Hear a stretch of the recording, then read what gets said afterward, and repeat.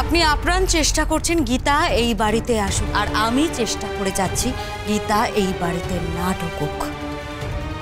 আপনার কাজ হবে সাপের, আর গীতা হবে পেঁচি। লড়িয়ে দেব, আপনাদের দুজনকে লড়িয়ে দেব আমি। আপনার সংসার আমি চালিয়ে পুড়িয়ে খাঁপ করে দেব, তার সাথে সাথে গীতার সংসারও। আমি যখন আমার বরকে পাইনি, আমি যখন সুখের সংসার পাইনি, তখন আমি কাউকে কিছু পেতে দেব না, কিছু দেই না।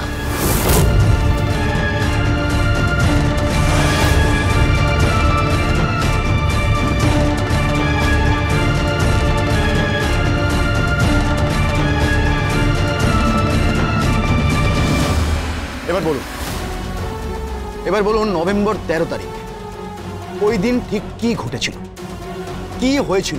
ওই ঝর্ণা চৌধুরীর স্বামী সঞ্জয় চৌধুরী কি হয়েছিল? কে তাকে তুলে নিয়ে গিয়েছিল? কে তাকে অপহরণ করেছিল? সে বেঁচে আছে না মারা গেছে? আর এই কেসটার সঙ্গে আর কারা কারা জড়িত? তারপরে কেসটা যখন কোর্টে উঠলো, তারপর কি কি ঘটনা ঘটেছিল? এই কেসটাকে কিভাবে ধামাচাপা দেওয়া হয়েছিল, এই ঘটনার সমস্ত আমি জানতে চাই। কিভাবে ঝর্ণা চৌধুরী ধীমান সেনের মেয়ে হওয়া সত্ত্বেও তার এগেন্স্ট থেকে কেস লড়লেন, কেন লড়লেন, এই পুরোটা আমি জানতে চাইছি। দেখুন, আমি পুরোটা তো জানি না, তবে যতটা জানি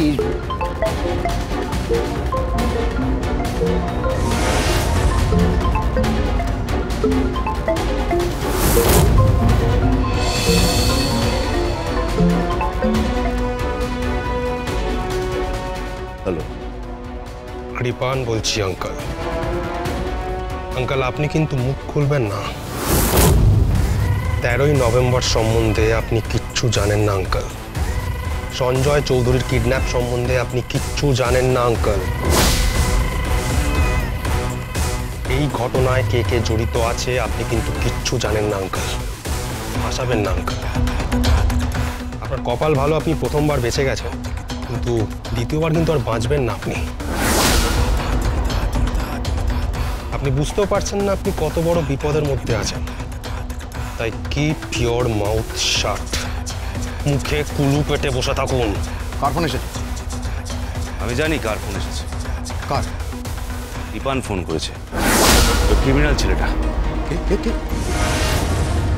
হ্যালো। আরে বড়বাবু নমস্কার। বিয়েতে কিন্তু আসবেন আপনি, হ্যাঁ? আমাকে পাহারা দিতে দিতে নিয়ে যাবেন আপনি। আমার গার্ড হবে না, বডি গার্ড। বুঝতে পারছেন?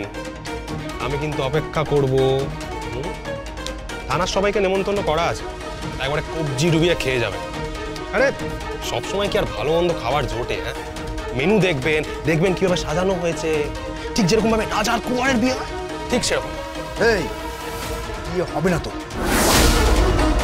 তার আগে অ্যাডভোকেট গীতা এলএলবি তোকে ঠিক তুলে নেবে। আরে কোথায় তুলে নেবে? আমি আপনাকে বলছি, আধ ঘন্টার মধ্যে আপনার কাছে খবর যাবে যে অ্যাডভোকেট গীতা এলএলবি মুখার্জি বাড়িতে পৌঁছে গেছে, আর সেখানে পৌঁছে রীতিমতো বিয়ের আয়োজন শুরু করে ফেলেছে গুছিয়ে।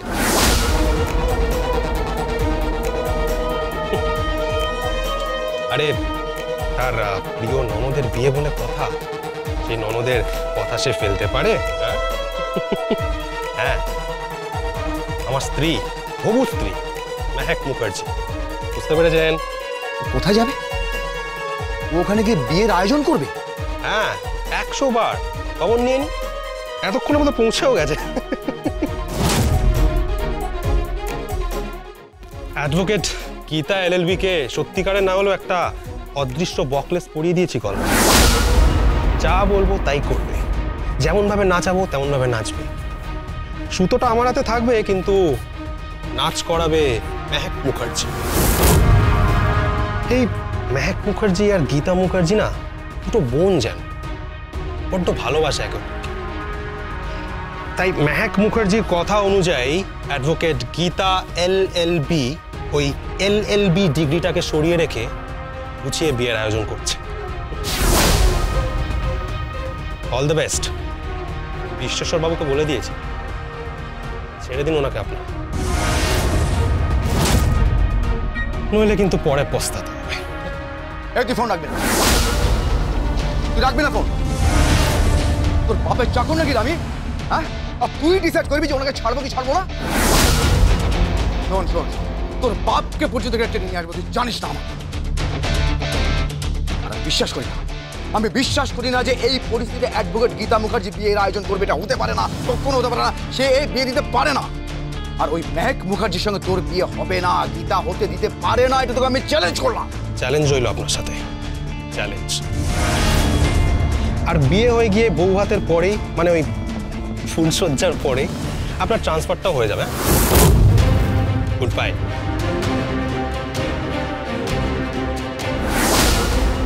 স্যার কি হলো? কি আর হবে, পাওয়ার পাওয়ার, খালি পাওয়ার দেখাচ্ছে, পাওয়ার। দেন স্টেটমেন্ট দিন, স্টেটমেন্ট দিন। সরি, আমি স্টেটমেন্ট দেবো। বিশ্বেশ্বর বাবু, বিশ্বেশ্বর বাবু শুনুন, আপনি শুনুন। বিশ্বেশ্বর বাবু প্লিজ প্লিজ আপনি শুনুন। বিশ্বেশ্বর বাবু আপনি ওনাকে ভেবে আটকানো যাবে না। তুমি একটা কাজ করো ঢালি, তুমি ওনাকে ফলো করো। হ্যাঁ, কোথায় যাচ্ছে কি করছে তুমি ফলো করো। আমার আমার কেন জানি মনে হচ্ছে তুমি টার্গেট হয়ে যাবে। যাও যাও যাও যাও যাও। আমি আরে দাঁড়িয়ে আছো না, প্লিজ যাও।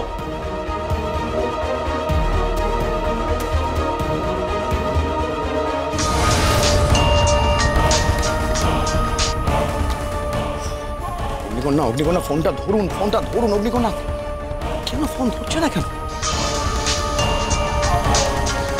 ফোনটা ধরছে না কেন? প্লিজ অগ্নিকন্যা ফোনটা ধর।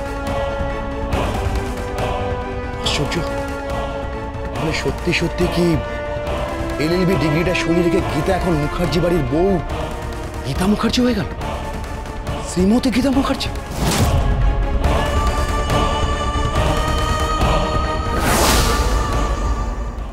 এই যে অ্যাডভোকেট গীতা এলএলবি, আমি তোমাকে বলে দিচ্ছি, তোমার এলএলবি তকমাটাকে সরিয়ে দিয়ে না উনি তোমাকে এই বাড়ির বউ হিসেবে ইউজ করছে, যাতে কৃপানের সাথে মেহেকের বিয়েটা হয়ে যায়, যাতে বিয়েটা না ভাঙে। আর তুমি সেই ফাঁদে পা দিচ্ছ। এটা ওনার একটা চাল, এটা একটা ফাঁদ। তুমি ওনার এই কুৎসিত পাতা ফাঁদে পা দিও না। তারপর না হয় ওই কৃপানের কথাটাই সত্যি হয়ে যায় যে এই বাড়ির দরজার সামনে দাঁড়িয়ে কৃপানের বাড়ির রীতি অনুযায়ী ওর পায়ে জল ঢেলে জামাইকে সমাদরে বরণ করতে হচ্ছে। এই ভদ্রভাবে কথা বলো, তুমি ভদ্রভাবে কথা বলো। তুমি কি বলছো? বাড়িতে একটা মেয়ের বিয়ে, তোমার কোনো কর্তব্য জ্ঞান নেই? তোমার এইটুকু বোঝ নেই যে এটা বলা অন্যায়? আমি ওকে ডেকেছি, আমি ওকে ডেকেছি, ম্যাক ওকে ডেকেছে। এই যে বাড়িতে এত বড় কাজ কজন করতে পারবে? কজন করতে পারবে এই কাজ? আমি জানি ও একাই সামলে দেবে। ও অত্যন্ত করিতকর্মা একটা মেয়ে। ও যেমনই হোক, আমার সঙ্গে যত লড়াই হোক না কেন, আমি ওকে অত্যন্ত স্নেহ করি। আমি ওকে কন্যা সম দেখি, আমি ওকে কন্যা জ্ঞানে দেখি।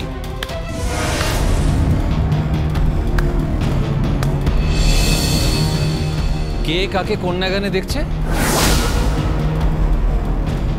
হঠাৎ কন্যা জ্ঞান করছো? নিজের কন্যাকে যে বাজি রাখতে পারে, যে নিজের কন্যাকে প্র্যাকটিক্যালি বলির পাঁঠা বানাতে পারে, স্কেপগোট করতে পারে, সে অন্যের মেয়েকে কন্যা বলছে? এই প্রলয়, প্রলয় প্লিজ, তুই সব ব্যাপারে কেন ইন্টারফেয়ার করিস বলতো? তুই সব ব্যাপারে ইন্টারফেয়ার করিস না। শোন, আমি চাই না যে এই বিয়ের ব্যাপারে তুই কোনো রকম ইন্টারফেয়ার করিস।